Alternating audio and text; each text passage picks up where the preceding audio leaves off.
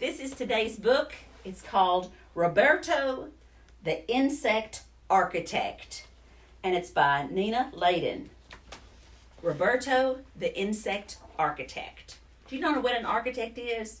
Someone who makes designs, kind of comes up with the idea for a building, maybe a house or maybe a building downtown. But anyway, that's an architect.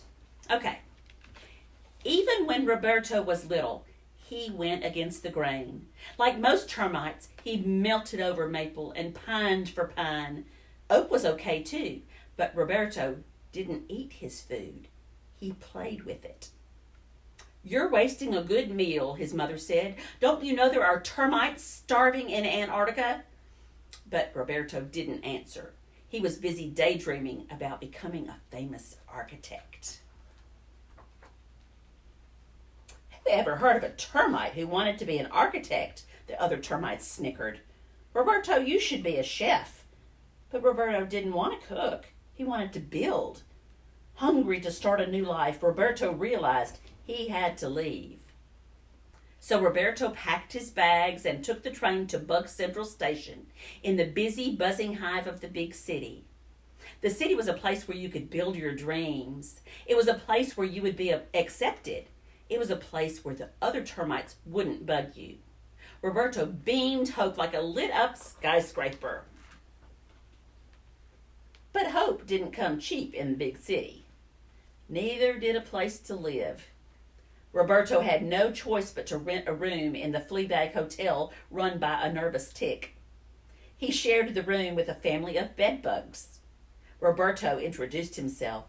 Then he built the bedbugs their very own beds. After a good night's sleep, Roberto began to look for work as an architect. But things didn't go very well.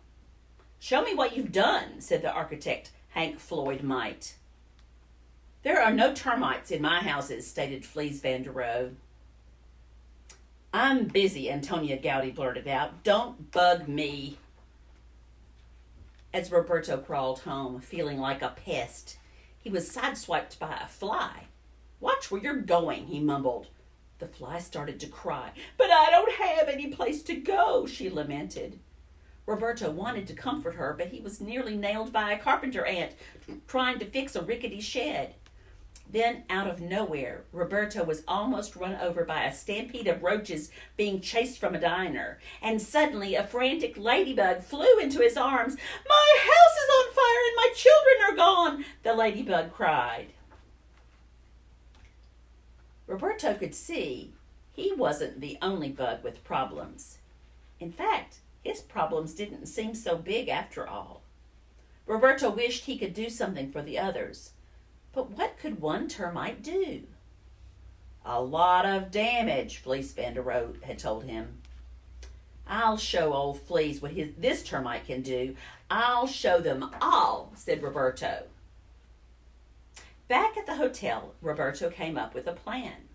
First, he drew up some blueprints. He sketched houses and streets. He sketched stores and playgrounds. By the time he was finished, he had sketched an entire neighborhood.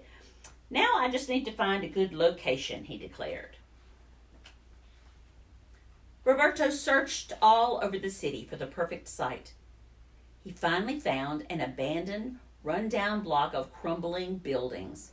It was a total mess. There were piles of old wood and garbage everywhere. It was just what he was looking for. Roberto hammered and nailed. He sawed and sanded and worked day and night.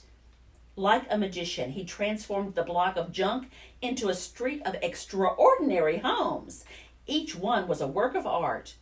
But Roberto didn't sign his artwork. Instead, he anonymously sent the keys to the new owners.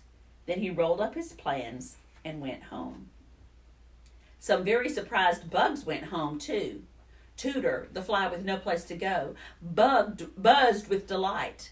"I'm a housefly again," she declared. Then Grant, the carpenter ant, arrived. He dropped his tool belt on the porch. "Now I can have a real workshop," he beamed. The roaches were the next ones on the scene. "You won't find us sleeping in salads anymore," they rejoiced. Finally, Dottie the ladybug and her children moved into their new lair. "It's perfect," she sighed. "It's fireproof." Quickly, word spread. Soon everyone wanted to know who built these amazing abodes. Rumors were flying, antennae were buzzing. Barbara Waterbugs wanted an exclusive interview. Robin Leach promised to make the builder rich and famous. Stephen Shieldbug wanted the movie rights. Diane Spider searched the World Wide Web for the scoop.